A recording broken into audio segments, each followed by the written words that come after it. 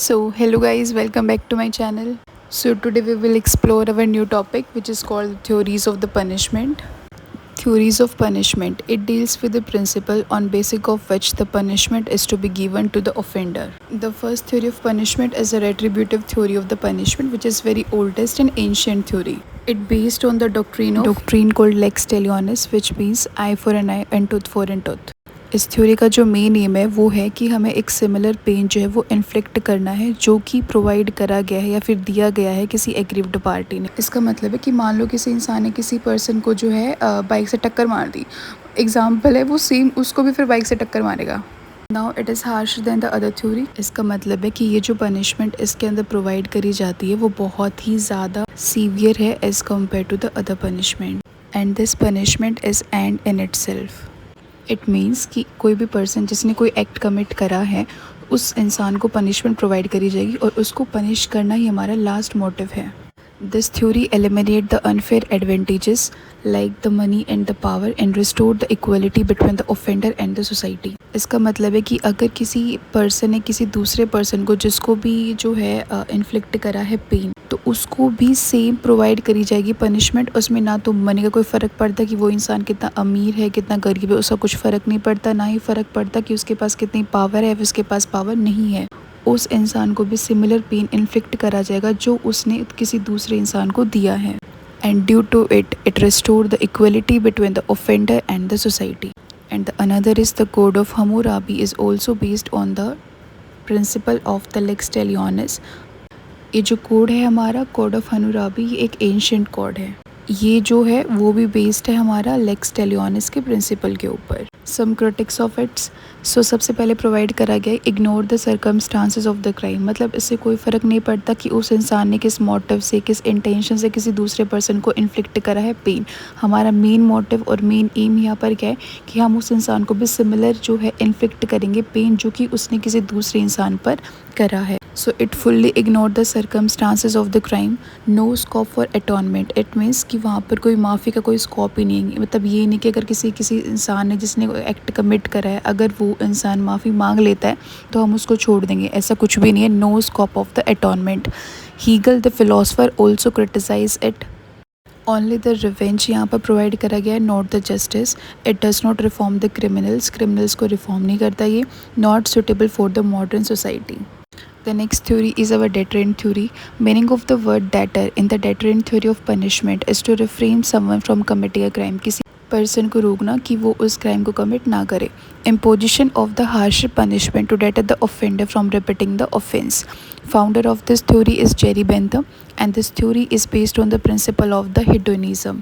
इसका मतलब क्या होता है कि if a person, अगर किसी पर्सन को पता है कि अगर वो स्टील करेगा, अगर वो स्टीलिंग करेगा, अगर वो चोरी करेगा तो उसको पनिशमेंट और उसको फ़ाइन प्रोवाइड करना पड़ेगा, उसको देना पड़ेगा, तो दे में डिसाइड कि नॉट टू स्टील बिकॉज की जो पेन उसको पनिशमेंट में मिलेगा वो बहुत ज़्यादा है एज़ कम्पेयर टू द जो प्लेजर उसको जो खुशी उसको चोरी करके मिलेगी वो बहुत कम है as compared to the punishment जो उसको मिलेगी। Next it include there was two type of the deterrent theory. The first was the specific and second was the general. Specific means that same offender को हम prevent करें कि दोबारा वो same act commit ना करे, और जनरल डेटरेंट थ्योरी का मतलब होता है giving to one offender serve as warning to the whole society. इसका मतलब है पनिशमेंट तो किसी एक पर्सन को मिलेगी बट वो एज एन एग्जाम्पल सेटअप हो जाएगी होल सोसाइटी के against. Now will start some critic of its. First was an harden criminals case. Harden criminals के केस में बिल्कुल भी सक्सेसफुल नहीं हुई थी। Second was a crime committed in spur of the moment. Spur of the moment मतलब इसका मतलब होता है कि एकदम से आप कुछ एक्शन रिएक्शन दे रहे हो, तो जब आप एकदम से एक्शन रिएक्शन दे रहे हो तो उस टाइम पर जो थ्योरी थी वो बिल्कुल भी सक्सेसफुल नहीं हुई थी। Third was it follow the principle of ignorance of law. Fourth fear does not stop all the crimes and fifth was ignore the reforms. इसने रिफॉर्म्स को बिल्कुल इग्नोर कर दिया था कि हमें एक तरीके से रिफॉर्म करना अपने सिस्टम के अंदर नहीं। इसका जो मोटिव था, इसका जो एम था वो बहुत अलग था as compared to reforms. Next type of theory was reformative theory. It focused on the reforming the criminals and bringing them back to the society as good and law abiding citizen. इसका जो M था वो यही था कि जो criminals होते हैं हम उनको रिफॉर्म कर देंगे, हम उनको बदल देंगे और हम उनको दोबारा सोसाइटी के अंदर जो है इंक्लूड कर देंगे एक लॉ अबाइडिंग सिटीजन। मतलब वो सिटीजन जो कि कानून को ध्यान में रखते हुए पालन करेगा फिर जो भी एक्ट करेगा।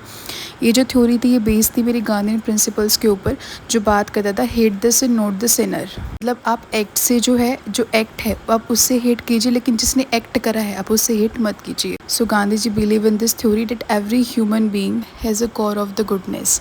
Now the crime should be condemn but the criminal should not be given a chance to improve, focused more on the concept of the individual, hate the offence not the offender.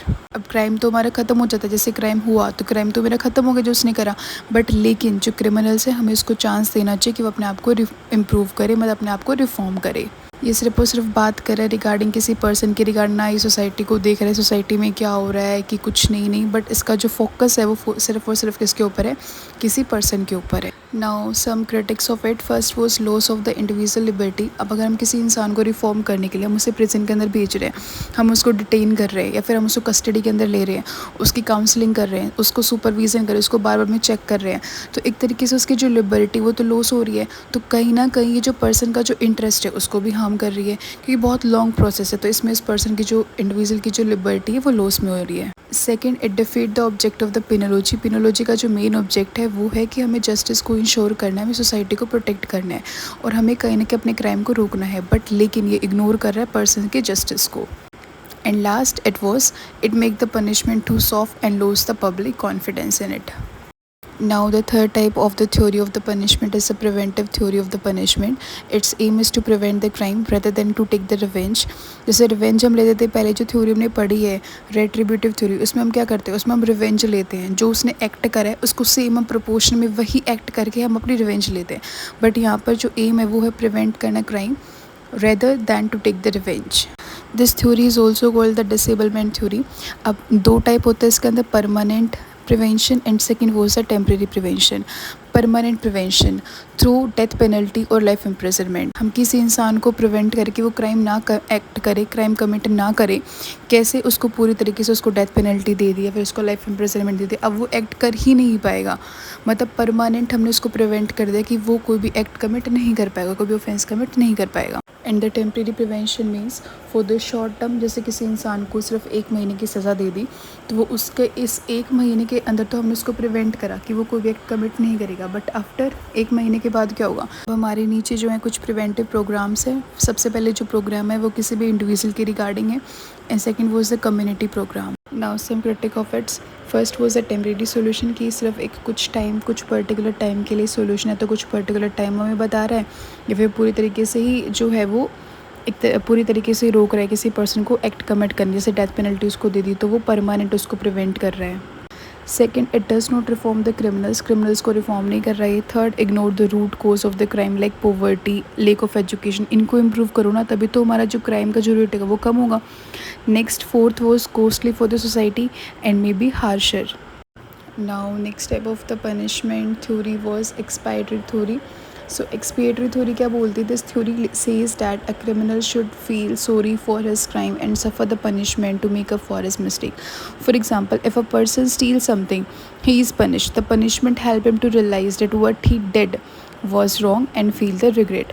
अब common सी बात है कि किसी इंसान को अगर regret हो रहा है, उसने कोई एक्ट करा है तो दैट वॉज ओके, बट अगर किसी इंसान को रिग्रेट नहीं हो रहा है तो सो अब हम इसे क्रिटिक्स समझते हैं। क्रिटिक्स में क्या होता है, ओवर सिंप्लीफिकेशन, कुछ ज़्यादा ही simplify punishment. And note that every criminals will feel sorry. We cannot know what is in person's mind. It may not stop the future crimes and it focus on feeling rather than the public safety. So जो theory पूरी तरीके से पूरी ही कुछ ज़्यादा ही over simplification है इसके अंदर, और ये जो है वो last type of theory of punishment है, दैट इज़ कॉल्ड एक्सपिएटरी थ्योरी।